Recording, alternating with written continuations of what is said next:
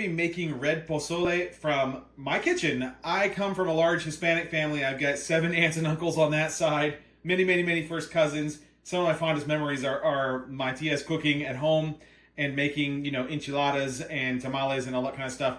But this is how I've always made red pork pozole. I've actually not seen a cookbook that had a great recipe for it. This is sort of prime soup season material here. All right, enough of that. Let's go ahead and hop into the kitchen. I'm going to show you how I make it. To get started making our red pozole, you want to bring a small pot of water to a boil, and then I've got 1.5 pounds of dry hominy or large white corn, and we're just going to put that in, and we're going to let that boil for 2 minutes, and then we're going to put a lid on it and let it soak in that hot water overnight.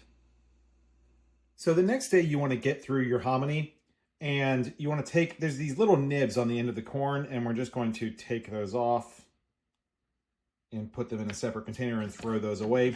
That's just because these little nibs are not, they don't taste great. They're not really edible. And they are kind of like that same like brown shell on like unpopped popcorn. So it's a little bit of a laborious process, but it's worth it to get the end result that we're going to get.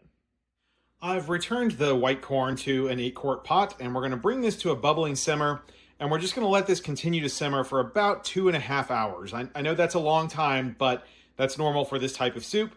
Again, not a boil, just a slow bubbling simmer. In the meantime, we're going to go ahead and also add a full head of garlic or chopped up, and I do it diced up. Some people put them in whole, but I prefer to just go ahead and put them in the soup so no one's biting into a big piece of garlic later. And we're going to continue to work on making our Guajillo and Ancho chili sauce, and we'll add that in over the course of this 2.5-hour process. Now we're going to make our red chili sauce, which gives the broth that distinctive color and flavor. So I've got 6 ancho and 6 guajillo peppers, and you want to just make sure you get rid of the stems and get all the seeds out of there and take the veins out as well. And we're going to go ahead and put them in this simmering water for about half an hour. That was an ancho chili. This is a guajillo. So you want 6 of each of those. I've added the softened chili peppers to a blender, and now we're going to add a teaspoon of salt as well as a teaspoon of Mexican oregano. And then a whole white onion that's been roughly cut up.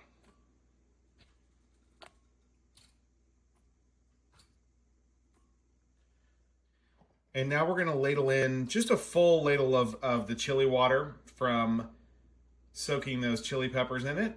And that's just enough to get this to where it has a nice liquid thick but nice liquid consistency to it. And if you need to, if you blend this up and you think it's too chunky, you can add a little bit more, just however much is enough to get it to the right consistency, which I'll show you. So we're going to go ahead and put the lid on, and we're going to puree this until we get a nice smooth mixture.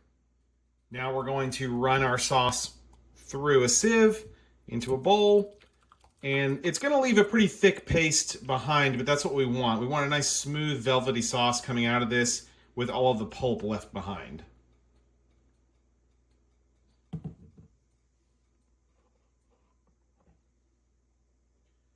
Just so you can kind of see there. I mean, you'll see it at the end here, but we're just going to work this into the sieve to get a little bit of that smooth sauce out of there.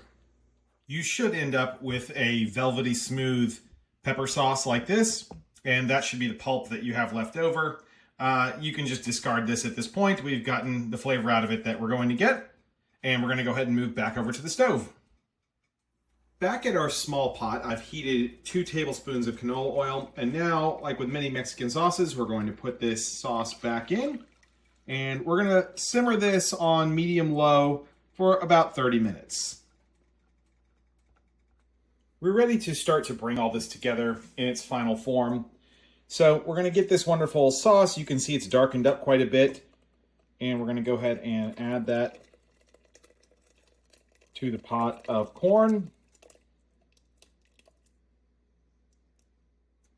Next up, we're going to add 2 split pork feet. Now, try not to be intimidated by this ingredient. It adds a ton of flavor and body to the broth.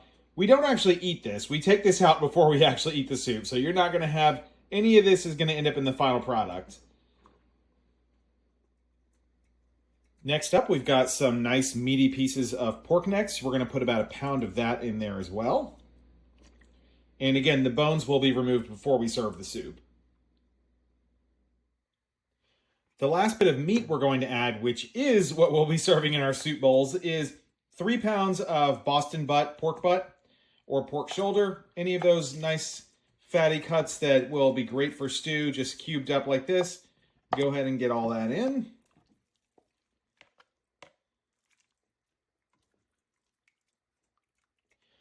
The absolute last ingredient for now, other than adding salt to taste later, is to just put one more whole white onion in there. And again, this will get fished out later. We're just adding it in to add some more liquid and some more of that onion flavor to the broth. And at this point, we're going to bring this to a simmer, and we're going to let this go on a low simmer for another 2 hours because we want that meat to really become succulent. We want that fat to dissolve and make this just a soft, chewy, good piece of meat. So I'm going to go ahead and add a little bit more water so that things have more ability to move around in the pot. And then I'm going to go ahead and cover this, and I'll see you guys on the other side. This is looking and smelling really good. Just a small note, I actually think this soup is better the day after, so I put it in the fridge. It's also a very oily soup, so putting it in the fridge and letting those flavors mature also allows all the fat to solidify at the top and makes it very easy to scrape most of the fat off. So we're going to go ahead and just ladle some of this into our soup bowl.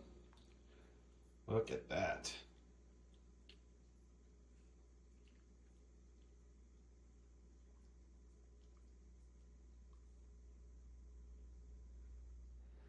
To make a good pozole, the toppings are also super important. So I've got some shredded green cabbage, and we're just going to put a bit of that on top.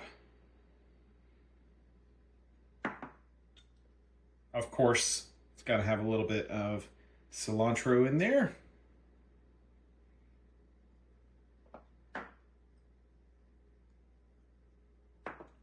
Some sliced radishes.